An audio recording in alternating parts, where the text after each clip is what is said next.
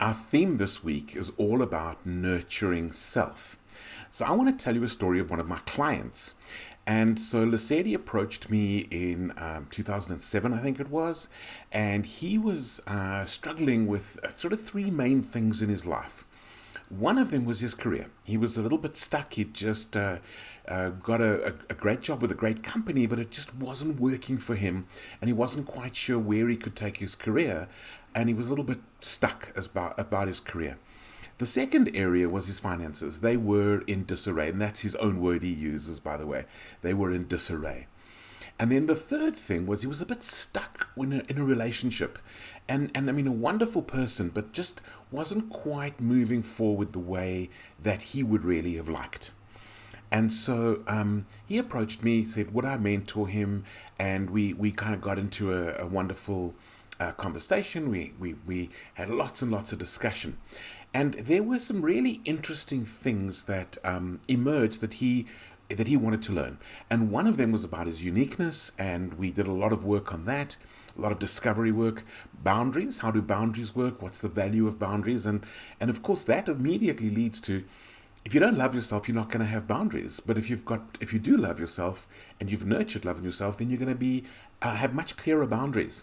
In fact, in Brene Brown's research, it came out that the people who had the most capacity to love others were the same people who had the strongest boundaries. And so boundaries was a really big part of what I did with him and what he worked on. And to be clear, people work on themselves, I facilitate. They do the work.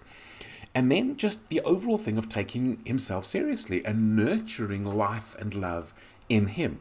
That's what came out. So we did a whole lot of work in that area over a period of time.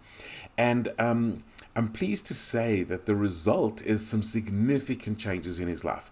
His career took off. He switched jobs, went in a different direction, same sort of industry, but a completely different role. Career absolutely took off. Lots and lots of success there. He's made some property investments, and they've come off quite nicely. And then additionally, he also found the love of his life, got married, and their first child is on the way. And so this is, what has happened and the progress that he has made. And I'm a little embarrassed sharing this, but I'm going to, because I just want to show you the impact of having a great relationship in your life and learning to love yourself. At his wedding, he asked me to stand up, and he said, I want to introduce you all to Morpheus. And Morpheus is the person who has had the single biggest impact on my adult life. And I've never felt so honored in my life. And I just thought that was absolutely brilliant that he would do that and he would honor me in that way.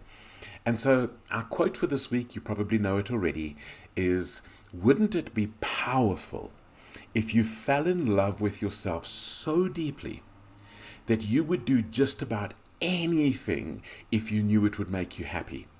This is precisely how much life loves you and wants you to nurture yourself. This is from Alan Cohen. Nurture love in yourself. Everything ripples from there. I believe that the real things in life, the important things in life, are from internal, in our soul, in our hearts, in our mindsets, in our habits. And from there, it flows out into the rest of life and shapes and impacts everything around us. So the question for you today is, what's your experience of learning to love yourself? Let's get a conversation going in the chat. What's your experience of learning to love yourself?